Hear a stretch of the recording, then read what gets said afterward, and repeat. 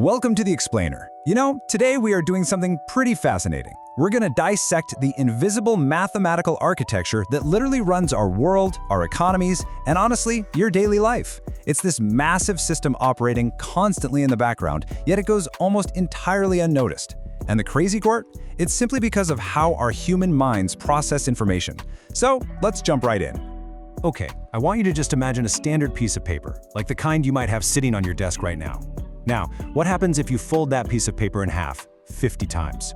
Well, our intuition immediately tries to guess, right? We think, okay, it definitely gets thicker. Maybe it becomes as thick as a massive phone book, or, a refrigerator. Even if you're really stretching your imagination, you might think it gets as tall as a skyscraper. But here's the thing, our intuition is fundamentally flawed on this. It completely fails us. Because if you could somehow physically fold that single piece of paper 50 times, its thickness wouldn't just reach the ceiling, no, it would reach 93 million miles. Yeah, you heard that right. That is the exact distance from the Earth all the way to the Sun. Just let that staggering fact sink in for a second. It's wild, right? But this brilliantly exposes a massive, undeniable blind spot we all share. Our brains are simply incapable of instinctively understanding geometric growth. Which brings us to Section 1, the linear brain myth. So we navigate almost everything in our physical world using linear thinking. It's just 1 + 1 + 1 + 1. You walk a mile, then you walk another mile. You work for 1 hour, you get paid for 1 hour, right? It's a highly predictable, step-by-step sequence of addition. But the mathematical reality of wealth building, it operates on a totally different framework. It's geometric. 1 × 2 × 4 × 8. Compound interest scales exponentially. It multiplies rather than just adding. So while we're sitting there expecting step-by-step progress, the math is busy doubling in the background. And here's just a harsh, objective truth about our biology. Our brains evolved to hunt mammoths, not to calculate logarithmic curves. Think about it. If a multi-ton beast is charging right at you, you need to linearly calculate its speed and distance so you can throw a spear and, survive. You absolutely do not need to calculate its compound rate of return over a 30-year horizon. So we are literally evolutionarily hardwired to be terrible at financial mathematics. It's not a personal failing at all. It's just a species-wide blind spot. Moving on to Section 2, America's Geometric Wealth Engine. Now, if we look at a 40-year trajectory, a pretty stark mathematical reality starts to emerge. On one hand, we have the relatively flat, steady line of median U.S. wage growth. This is that linear path we talked about, exchanging daily labor for a daily wage. But on the other hand, we see this dramatic, exponential upward sweep of U.S. capital compounding over that exact same timeline. And look, we're not taking any political sides here at all. The math is just brutally objective. Linear labor wages are silently but mathematically outpaced by the geometric curve of capital ownership. A perfect, real-world example of this in action is the systemic shift to the modern U.S. 401k retirement system. Decades ago, retirement in the U.S. relied heavily on linear pensions. That was a fixed, highly predictable payout based entirely on your years of service. Simple, right? But the 401k transition moved that responsibility and the underlying mechanism entirely into the realm of geometric market compounding. It basically thrusts the average American worker directly into an exponential system that, remember, our mammoth-hunting brains were never built to instinctively navigate or trust.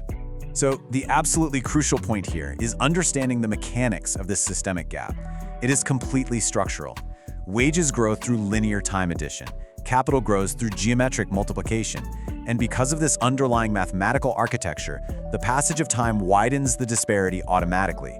There are no hidden levers being pulled behind the scenes. It's literally just the inevitable neutral outcome of a linear variable constantly racing against an exponential one over decades.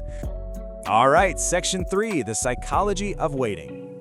Let's break down the actual shape of the compound curve, because this is where it gets tough. Step 1 is what we call the deceptive flat line. This usually spans years 1 through 10. You're putting in the effort, you're contributing, but the line barely seems to move. And this is agonizing for our linear brains. We expect immediate, step-by-step rewards. When we don't see them, cognitive dissonance kicks in hard. A vast majority of people will abandon the system right here out of sheer frustration. But if you have the discipline to hold on, you hit Step 2, the tipping point. This is where the math finally takes over the heavy lifting, leading rapidly into Step 3, the vertical explosion.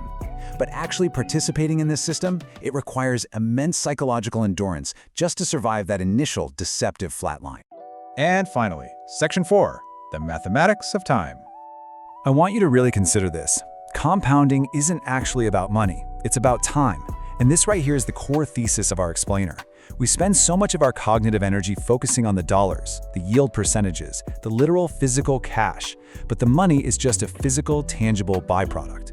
The true raw material that's actually compounding upon itself, the stuff creating that massive geometric curve reaching all the way to the sun, is time itself.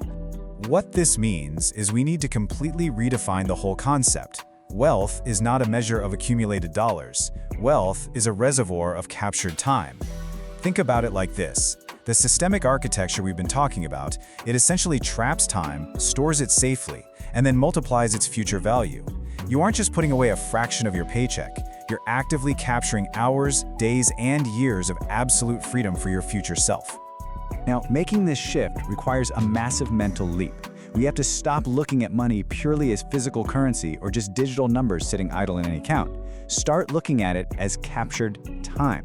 Truly understanding the geometry of growth means recognizing time as a tangible, dominant, and actively working force in the universe. When your capital compounds, it is literally your stored time working to multiply itself in the background, effectively freeing you from the linear trap. So, I'll leave you with this. If interest is really just captured time, and time fundamentally dictates your wealth, who truly owns your time?